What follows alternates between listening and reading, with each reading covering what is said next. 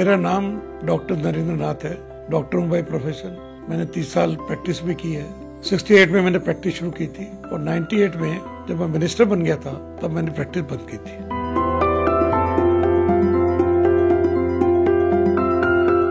Doctor की जो भावना है ना, वो पेशेंट के टुवर्ड्स बड़ी सॉफ्ट होनी चाहिए। एक पहला फार्मूला है डॉक्टरी का कि good service to the people, और मैंने उसी फार्मूले को अपनाया।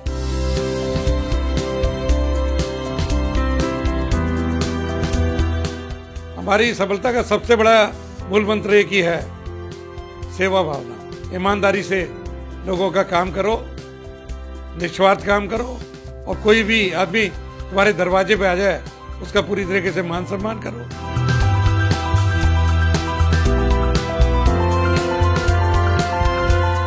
सबसे बड़ा सपोर्ट मेरी वाइफ का मुझे रहा। अगर फैमिली का सपोर्ट मुझे नहीं होता तो मैं राजनीति में एंटर भी नहीं हो पाता, डॉक्टर ही रह जाते। डॉक्टर भी सेवा की भावना है और राजनीति में आए वो भी हमारी सेवा की भावना है।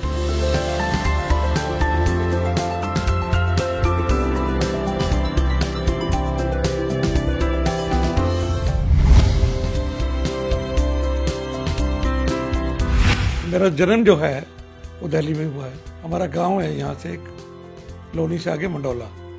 हमारे फादर की वहीं की पैदाइश है और वही हमारे फादर का पेरेंटल गांव है, विलेज है। पिताजी का नाम हमारा लेट श्री त्रिलोकचंद, माताजी का नाम लेट मिसेस फूलवती।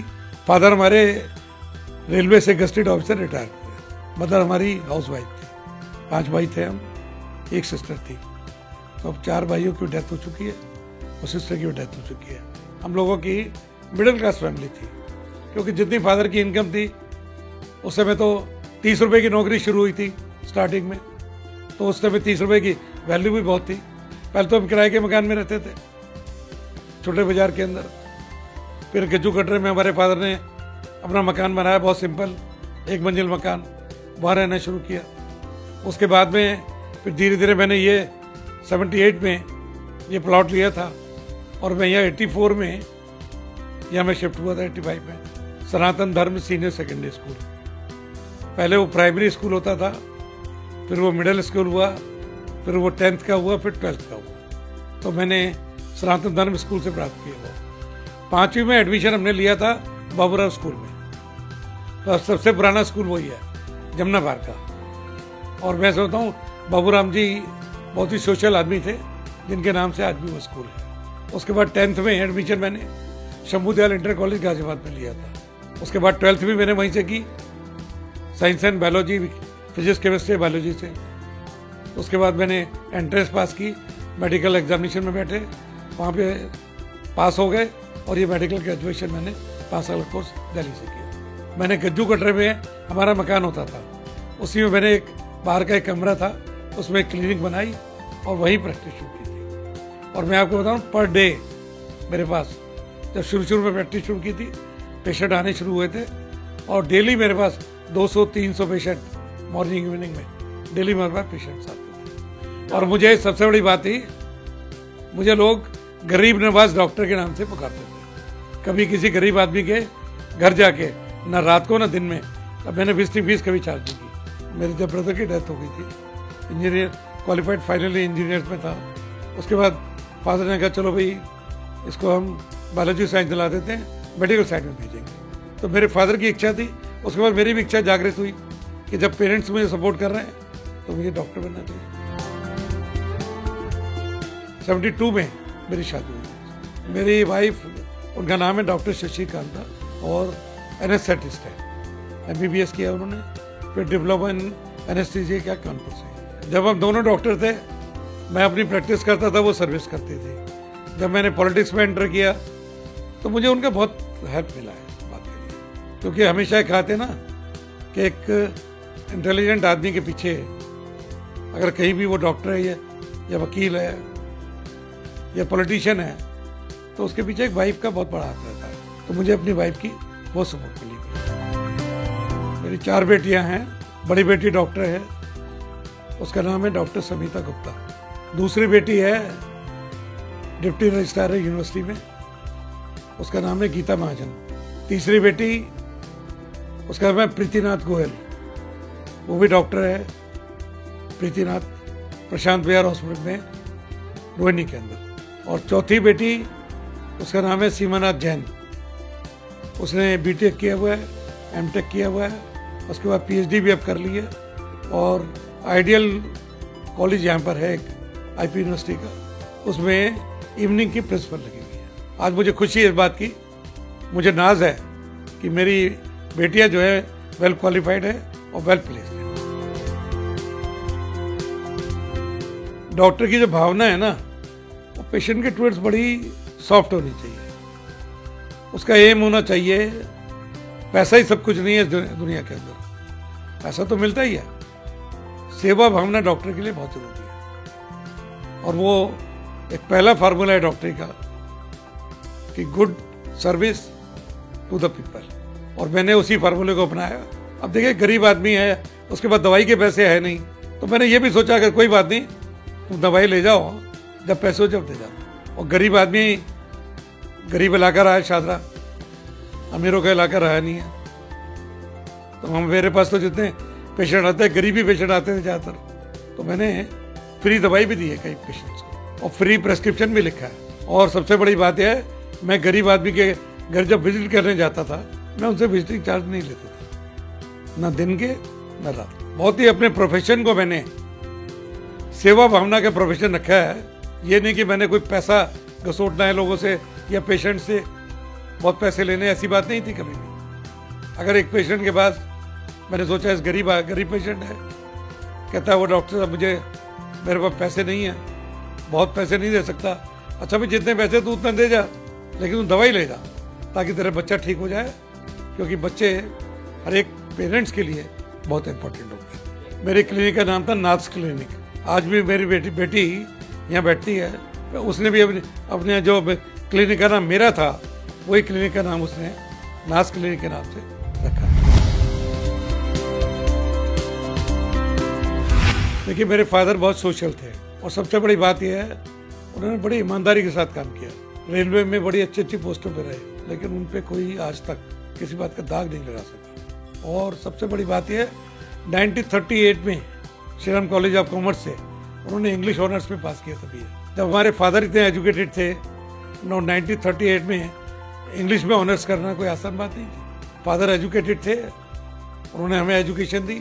माता जी हमारी हाउस वाइफ थी, बड़ी सिंपल थी, तो माता जी तो बहुत सीधी थी हमारी, एजुकेटेड भी नहीं थी, वो अपना नाम भी बड़ी मुश्किल से लिख पाती थी। एचकेएल भगत साहब ने 71 में पहला चुनाव पार्लियामेंट का यहाँ से लड़ा था। हमारी गली में कैंपेनिंग के लिए आए थे, मेरे क्लिनिक के अंदर आ गए कि डॉक्टर साहब आप कब से प्रैक्टिस करते हैं? मैंने कहा जी मैं 68 से करता हूँ।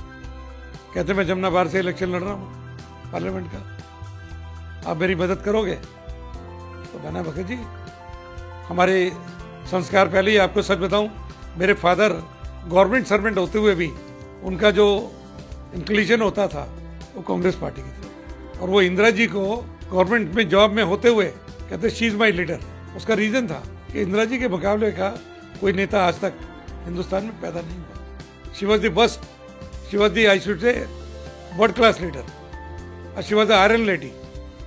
ये मेरे फादर का कहना था। तो मैंने तभी भगत जी को कहा था, मैंने भगत जी मैं आपको सपोर्ट करूँगा। तो मैंने 71 में उनको इलेक्शन में सपोर्ट किया। मुझे भगत जी ने 72 में जब इलेक्शन जीत गए, उस टाइम भी बुलाया था। उसके बाद मैंने भी जाना शुरू किया लोगों के काम के लिए जाने के लिए।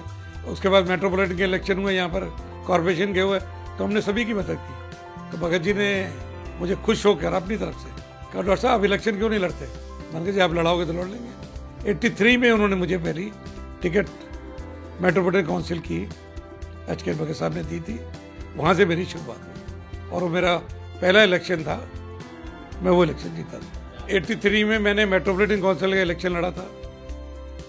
90 तक 7 साल मेट्रोपॉलिटन काउंसिल रही थी। 97 में पहली बार कॉर्पोरेशन का गठन हुआ, बहुत साल के बाद चुनाव हुए थे। उन्होंने मुझे कहा डॉक्टर साहब आपको कॉर्पोरेशन लड़ा देते हैं। मैंने कहा जी मैं एमएलए रह चुका हूँ, मेट्रोपॉलिटन काउंसिल का मेंबर। कहते भाई कॉर्पोरेशन में हमारे पास कोई नेता नहीं है, तो तुम्हें कॉर्पोरेशन क्यों ना लड़ा दे 97 में। तो उन्होंने मुझे कॉर्पोरेशन का चुनाव लड़ा दिया इसी वार्ड से, शादरा वार्ड से। मैं कॉरपोरेशन का इलेक्शन 10,000 वोटों से जीता था और उस समय मेजॉरिटी में बीजेपी आई थी दिल्ली में, हम लोग अपोजिशन में थे।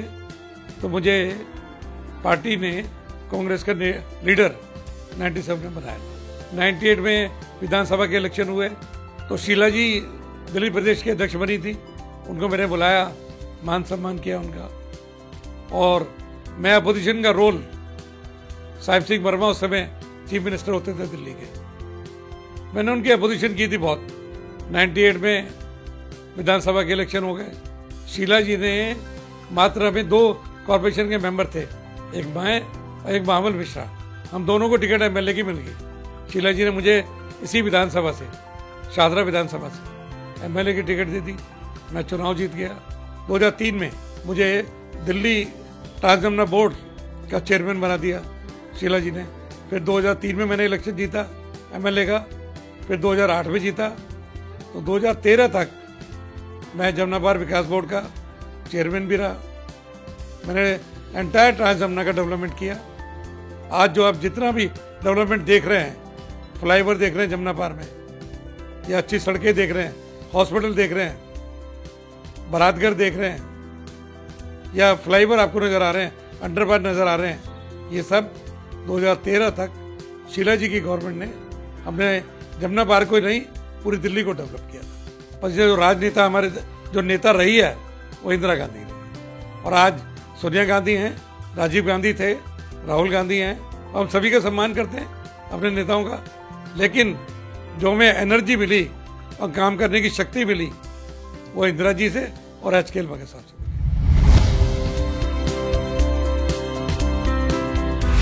टर्निंग पॉइंट तो ये हुआ, बड़े ब्रदर की डेथ हुई थी। कहाँ मैं सोचता था अकाउंटेंट बनूंगा, कॉमर्स का सब्जेक्ट था मेरे पास, तो वो वहाँ से लाइफ की मेरी टर्निंग पॉइंट हुआ। साइंस ली गाजियाबाद जाके 10th क्लास में। उसके बाद वह एक ही थीम था कि बड़े भाई की डेथ हो गई है, फादर मदर को बड़ा दुख हुआ है, अगर मैं वो कुछ उनके लिए कर सकूं तो मेरी ये धारणा बनी, और वहीं से मेरा टर्निंग पॉइंट शुरू हुआ और मैं डॉक्टर बना। मुझे सबसे बड़ी प्रेरणा मिली इंदिरा गांधी से, उसके बाद एचकेएल भगत साहब से, उसके बाद शीला दीक्षित से, और सबसे बड़ी बात यह है जो प्रेरणा का स्रोत मेरा रहा है वो मेरे विधानसभा की जनता रही है। क्योंकि अगर मैं जनता की सेवा नहीं करता, उनके काम नहीं करता बराबर, तो 5 इलेक्शन शादरा क्षेत्र से लगातार मैं जीता हूं, वो जीत नहीं सकता। पहली बात तो हमने कभी चुनौती समझी नहीं, और जो चुनौती आई भी उसको बहुत सरल तरीके से, प्यार से उसका मुकाबला किया, उसमें सफलता मिली है। सबसे बड़ी चुनौती तो हमारे सामने ये थी कि ये शादरा विधानसभा का इतिहास उठाकर देख लो, पहले यहाँ बीजेपी का असर ज्यादा होता था। हमने वो चुनौती मैंने स्वीकार की, और 83 में जमुना पार का बीजेपी का स्तंभ जिसको कहा जाता था, जो मेरे सामने इलेक्शन लड़े थे, मिस्टर कुंदनलाल मनचंदा, और लोग कहते थे कि एक तरफ शेर खड़ा है बीजेपी का और एक डॉक्टर नरेंद्र, ये छोटा सा लड़का क्या खड़ा कर दिया सामने। तो हमने उस चुनौती को एक्सेप्ट किया, और सबसे बड़ी बात यह है 83 में उनको मैंने करीब 1500 वोटों से वो इलेक्शन हराया था और मैं इलेक्शन जीता। तो मैं शादरा की जनता को भूल नहीं सकता, उनका मैं एहसान मंद हूँ। उन्होंने मुझे हमेशा सपोर्ट किया, और सबसे बड़ी बात ही मुझे लोगों ने एक ही बात कह के वोट दी, ये गरीब नवाज डॉक्टर है, इसको वोट दो, पहली बार चुनाव लड़ रहा है, इसको चुनाव जिताओ। हमारी सफलता का सबसे बड़ा मूल मंत्र एक ही है, सेवा भावना। ईमानदारी से लोगों का काम करो, निस्वार्थ काम करो, और कोई भी आदमी तुम्हारे दरवाजे पे आ जाए उसका पूरी तरीके से मान सम्मान करो। अगर काम हो सकता है तो उसको करके दिया, नहीं भी हो सकता है उसकी कोशिश की, तो जितने काम हम कर सकते थे, जो हमारे प्रव्यू में आते थे, वो हमने लोगों की किए। देखिए मैं बताऊं, मॉर्निंग में मैं 6:30 बजे 7 बजे उठ जाता हूँ सर्दियों में, गर्मियों में 5 साढ़े 5 बजे, और रात का सोने का कोई टाइम नहीं है। कभी 12 भी बज जाते हैं, कभी 1 भी बज जाता है, कभी 11 भी बज जाते हैं, कभी जल्दी भी 10 साढ़े 10 बजे भी फ्री हो जाते हैं। मतलब कोई सोने का टाइम नहीं है कि किस टाइम सोना है, उठने का समय तो है। और दिन भर यही है, मेरा मॉर्निंग वॉक के लिए भी मैं जाता हूँ। सर्दियाँ नहीं जाऊँगा, गर्मियाँ शुरू होंगी मॉर्निंग वॉक शुरू कर दूंगा। और बाकी प्रदेश कांग्रेस कमेटी कोई एक्टिविटी होती है, कोई मीटिंग होती है, बराबर जाता हूँ। मैं धार्मिक स्थल बहुत गया हूँ अपनी कंट्री में, तकरीबन काफ़ी जगह गया हूँ और फॉरेन कंट्री भी गया हूँ। घूमने का शौक तो था। मैं वैष्णो देवी भी गया हूँ, जगन्नाथ टेम्पल है उड़ीसा के अंदर, वहाँ भी गया हूँ। मैं सोमनाथ जी भी गया हूँ दर्शन करने, द्वारका जी गया हूँ, वृंदावन भी गया हूँ, मथुरा भी गया हूँ, और जितने बाकी और प्लेस है कई जगह, हरिद्वार भी गए, ऋषिकेश भी गए, मीनाक्षी टेम्पल है मद्रास के अंदर, तमिल के अंदर, वहाँ भी गया हूँ मैं। तो घूमने का शौक तो मुझे था और धार्मिक स्थलों का था।